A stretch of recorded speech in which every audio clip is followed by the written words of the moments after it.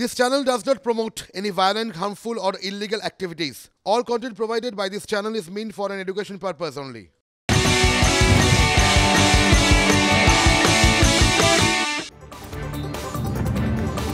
দেখছেন টিভি9 বাংলা, রয়েছে আমি শুভজিৎ মিত্র। ঘড়ির কাঁটা বলছে সকাল 7টা মানে সকালের প্রথম ব্রেকিং এট 7। একের পর এক খবর ব্রেক করবো আগামী আধ ঘন্টায়।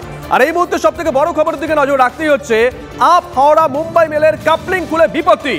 বিষ্টিপুর স্টেশনে ঢোকার মুখে খুলে যায় কাপলিং, খুলে যায় ইঞ্জিন সহ দুটি বগি। মেরামতির জন্য উলুবেড়িয়া স্টেশনে ফেরানো হয় হাওড়া মুম্বাই মেলকে। উলুবেড়িয়া স্টেশনে মুম্বাই মেলের মেরামতি। ঘটনাস্থলে পৌঁছে যান দক্ষিণ পূর্ব রেলের আধিকারিকরা। ট্রেনের গতি কম থাকায় বড় দুর্ঘটনা থেকে রক্ষা। হাওড়া খড়গপুর শাখায় ব্যাহত ট্রেন চলাচল। ঘটনার উচ্চ পর্যায়ে তদন্তের নির্দেশ রেল কর্তৃপক্ষের।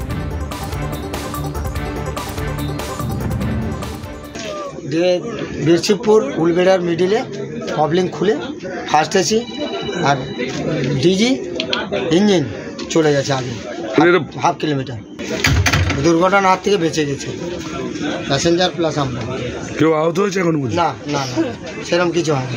আমি এবারেই ছিলাম কোচটা উলুবেড়িয়া জাস্ট ক্রস করলো, প্রচণ্ড কাঁপুনি দিয়ে ঝাঁকুনি দিয়ে ট্রেনটা কেঁপে উঠলো। গিয়ে দেখছি ট্রেনটা এগিয়ে গেছে পরের কোচগুলো দেখে।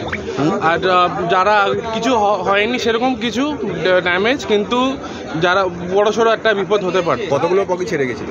3-4টে বগি আগে ছেড়ে গেছিল। ড্রাইভার কি করে বুঝতে পারলো? ড্রাইভার তো বুঝতে পেরেছে বলে থামিয়ে দিয়েছে। আমরা তো দেখছি ট্রেনটা নিয়ে এগিয়ে গিয়ে সামনে দেখছি এখন রেল লাইন।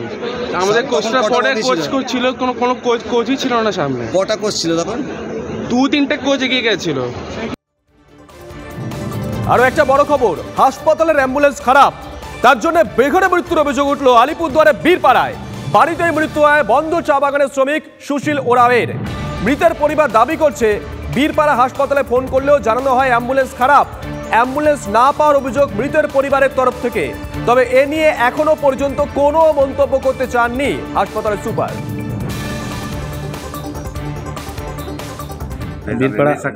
बीरपाड़ा अस्पताल आप फोन किए थे तो क्या बोला हम? वो गाड़ी उड़ी नहीं है यहाँ पे, गाड़ी उड़ी नहीं मिलेगा।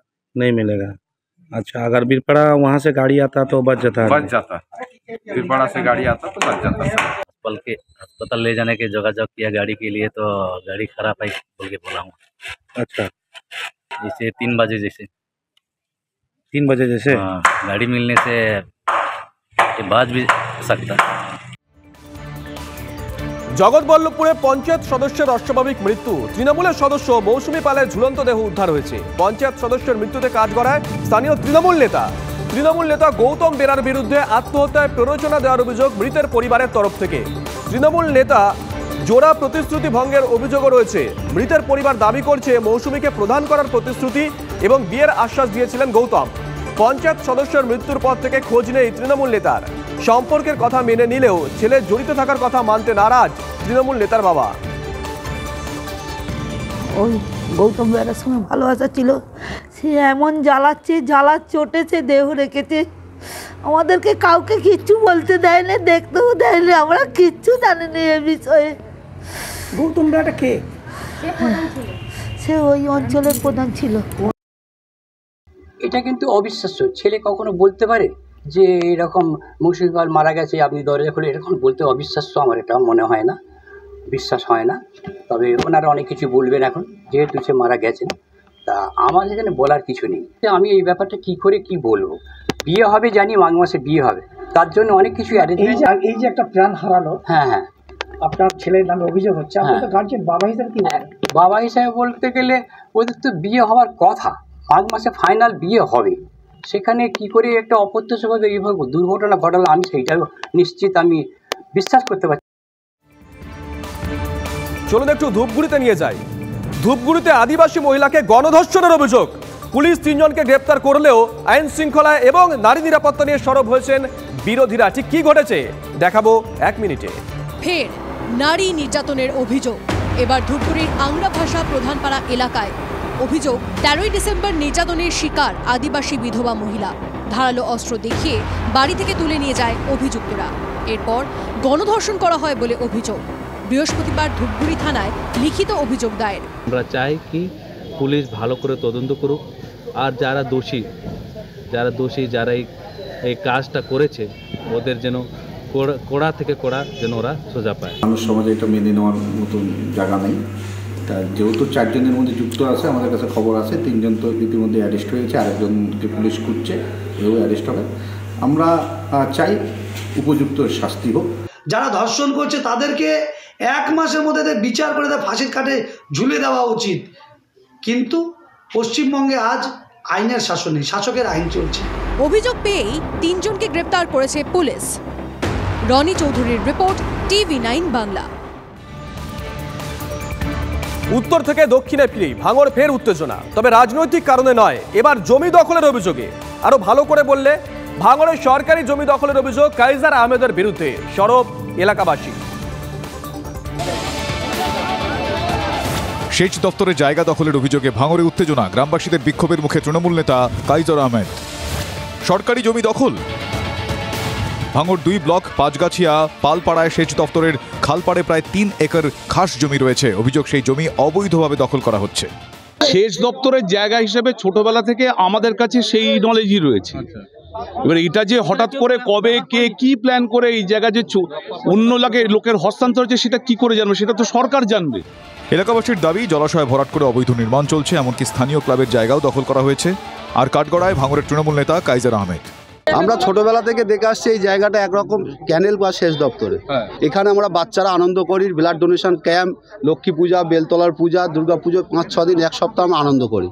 সেই জায়গাটা আমরা হঠাৎ দেখছি এখানে কোনো এক ব্যক্তি তারা গর্ত খুঁড়ছে, বাড়ি করার জন্য হোক, পাঁচিল করার জন্য হোক।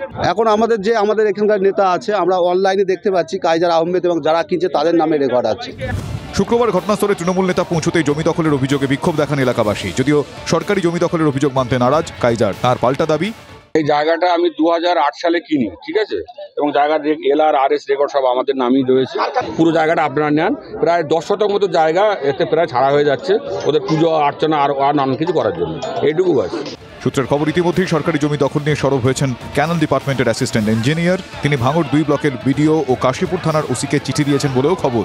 এই নিয়ে পাল্টা তৃণমূল নেতা বলছেন, না, যদি উনি করে থাকেন তাহলে লিগালি সেই জায়গায় যেতে হবে, কারণ আমাদের কাছে টোটাল পেপারসপত্র রয়েছে। থানায় মাঝখানে ডেকেছিল, সেখানে আমরা গিয়ে পুরো পেপারসপত্র দিয়ে দেখানোর পরে ওনারা ক্লিয়ারেন্স দিয়েছেন, ঠিক আছে আপনার কাজ করুন। জমি দখলের অভিযোগ করছেন বাসিন্দারা, নেতা বলছেন অন্য কথা। সত্যিটা কি, খোঁজ করবে প্রশাসন? সত্যজিৎ মণ্ডলের রিপোর্ট, TV9 বাংলা। একদিকে তৃণমূলের বিরুদ্ধে দুর্নীতির অভিযোগে সরব বিজেপি, তখন বীরভূমে চুরির অভিযোগে কাজ করায় বিজেপির উপপ্রধান। দেখাবো 1 মিনিটে। শিউরির হীরাডাঙ্গার বাসিন্দা সঞ্জীব বাগদি, মুদির দোকান রয়েছে। একই সঙ্গে তিনি করিগধা পঞ্চায়েতের বিজেপির উপপ্রধান। শুক্রবার তার দোকানের সামনে একটি ম্যাটাডোরে 10 বস্তা চাল দেখতে পান এলাকাবাসী।